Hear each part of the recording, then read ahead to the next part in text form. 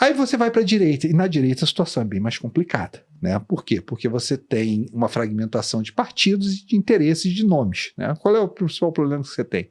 O presidente Bolsonaro, quem ele indica, né, como candidato para 2026. E aí isso triga uma série de outros, uma árvore de decisões que é bem complicada de entender. Você pensa o seguinte, o presidente Bolsonaro é do PL, o governador Tarcísio é dos republicanos. Aí você tem Caiado, União Brasil, e você tem Ratinho Júnior, PSD. São os nomes da direita. Tá? Poderia haver um grande... o sonho brasileiro é que você tem um grande acordo, né, entre União Brasil, PP, PSD, PL, né, que todo mundo se junte em volta do nome do governador Tarcísio e o ex-presidente Bolsonaro escolha o governador Tarcísio como seu candidato e você tem, então, uma direita organizada. Ainda com alguns problemas nisso tudo, tá? Você tem que lembrar que o governador Tarcísio, embora seja o governador do maior estado de São Paulo, ainda não é uma figura conhecida nacionalmente. No Brasil, eu acho que quase, com exceção do presidente Collor ali atrás, que foi um caso muito específico, é muito difícil você ganhar uma eleição sem ser uma pessoa nacionalmente conhecida, tá? Que você tem uma... Não seria certo o governador Tarcísio, mas seria o melhor cenário, porque os outros cenários são muito ruins, tá? Você pega um cenário como o presidente Bolsonaro escolhe Michele Bolsonaro dentro do PL, tá? Aí os republicanos ficam com uma situação difícil, o PSD fica com uma situação difícil. O que você vai trazer? Vai trazer Ratinho Júnior? Você vai trazer o governador Tarcísio? O governador Tarcísio aceita ser candidato se você tiver uma competição do candidato presidente Bolsonaro? Né? Se você tiver esse caso, o governador Tarcísio não aceita, tá? ser candidato. Você tem Michele Bolsonaro do lado do Flávio Bolsonaro, vamos imaginar alguém do clã Bolsonaro. Daí você traz Ratinho Júnior no PSD, para você poder ter um contraposto. As figuras, a árvore de decisão fica muito complicado.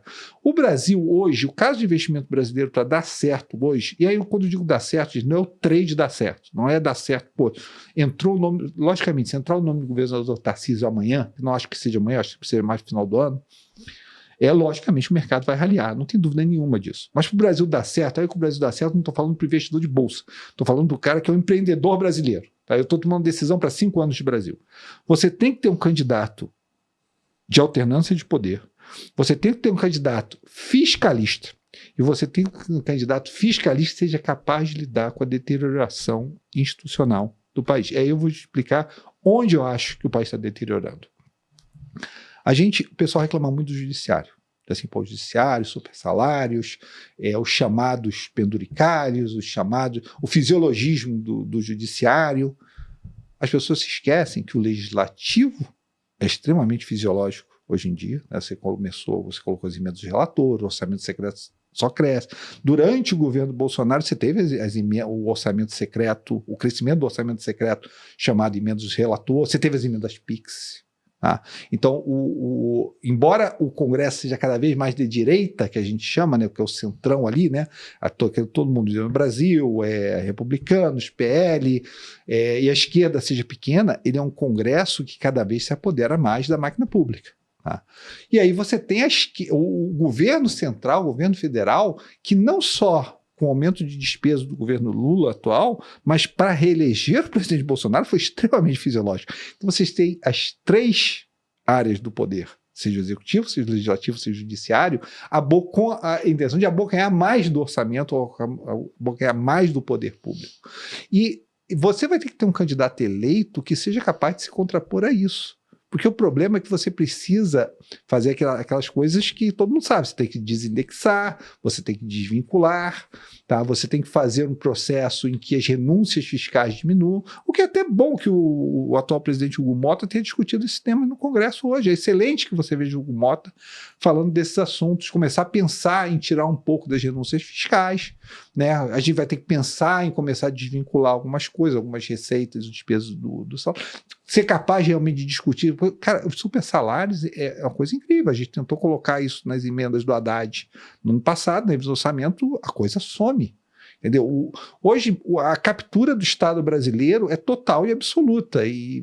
Gente, olha só, a gente está passando por isso, não é só a gente no Brasil, enquanto Estado, que passou por isso, tá? Mesmo os Estados Unidos e a Inglaterra, eles tiveram no século XIX rever todo o processo público deles para poder evitar a captura do Estado. E durante todo o século XX, Inglaterra e Estados Unidos, que eu acho que são as duas legislações mais desenvolvidas do ponto de vista de controle, né, dos agentes do Estado, eles tiveram que desenvolver essas instituições. A gente precisa de alguém que vá de frente com esses interesses. Para isso, o presidente Temer foi. O presidente Temer, 5% de popularidade. Sim. Ninguém gosta de ser impopular, ninguém gosta de não ser gostado. Entendeu? É natural do ser humano. Então tem que dar, para a coisa dar certo no Brasil, tem que dar certo a eleição, tem que dar certo a organização do Congresso pós-eleição, e a gente tem que ser capaz de passar por esses interesses. Tá? A gente não é muito diferente do que o Milei fez na Argentina, né, tendo feito o que fez, mas para o Milei ter feito o que fez, a Argentina tem um executivo muito mais poderoso do que o executivo brasileiro. Sim. Muito mais, tá? E outra coisa, tinha inflação para resolver, né? Era só dizer assim, não há plata, não tem dinheiro. Aí deixa a inflação comer os gastos públicos, que foi grande parte do que o Milei conseguiu fazer, Sim. né? Deixa a inflação comer o gasto público, segura o gasto público, até parte do que o Fernando Henrique ajustou as contas públicas, né? Segura aqui e deixa a inflação comer. E como a inflação era muito alta na Argentina, comeu muito rápido, transformou um déficit no superávit, né? No Brasil, a gente não tem muito essa prerrogativa para acertar o fiscal, porque o nosso juro real é extremamente positivo. Tá?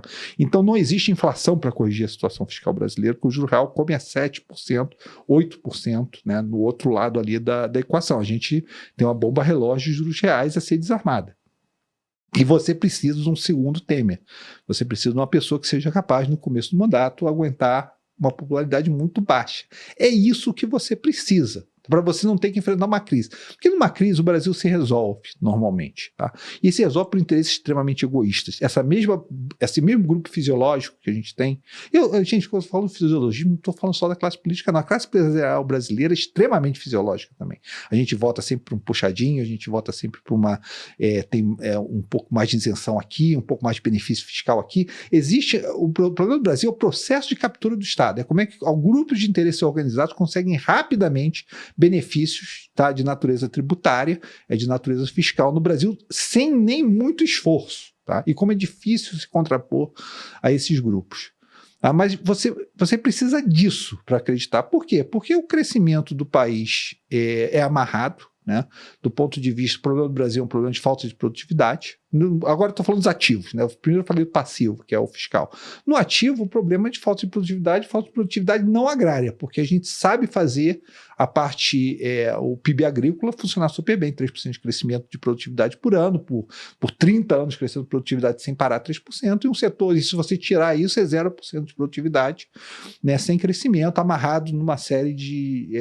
aí eu volto para aquele ponto que a gente falou, uma série de conceitos não científicos, não testados, não comparados com benchmarks internacionais, em que a gente repete isso ano depois ano, e o resultado é uma total estagnação de produtividade do ponto de vista do PIB não agrícola brasileiro. Né? E se você olhar o PIB não agrícola e tentar decompor ele ainda mais, ainda piora a situação, porque do industrial que você tem as grandes multinacionais, ou empresas como a WEG, né, ou como a Embraer, aquele núcleo ali que deve empregar 3% das pessoas deve ser responsável por quase 30% do PIB brasileiro. Então, o resto que sobra é extremamente ineficiente. Né, coisas como a Zona Franca de Manaus, né, que você monta aqui, leva lá para cima, remonta lá em cima, traz de volta para o Rio. Por exemplo, da moto do Marcos Lisboa, né, que é a moto 0 km mais rodada do Brasil. Né? Vai lá para cima, né, para voltar aqui para baixo, né, todos esses penduricários que a gente tem que continuam dessa maneira. Daí você passa, você vê como é penoso todo o arcabouço tributário brasileiro. Quando você tenta fazer a reforma tributária dos impostos indiretos, você vê o inferno que a gente ainda está dentro dessa reforma para ter dos IVAs mais altos do mundo, porque é exceção em quase tudo, como exceção em quase tudo, o core, né, paga um IVA enorme. É o princípio da meia entrada brasileira que continua. Então, se o Brasil é um país que criou um passivo ruim, né, porque gerenciou ativos ruins por 30 anos. Se a gente tivesse tido o crescimento de produtividade de 30 anos a 3%, foi o que precisou para transformar a Coreia no país que é hoje, foi para transformar um país como a Austrália, para transformar um país desenvolvido.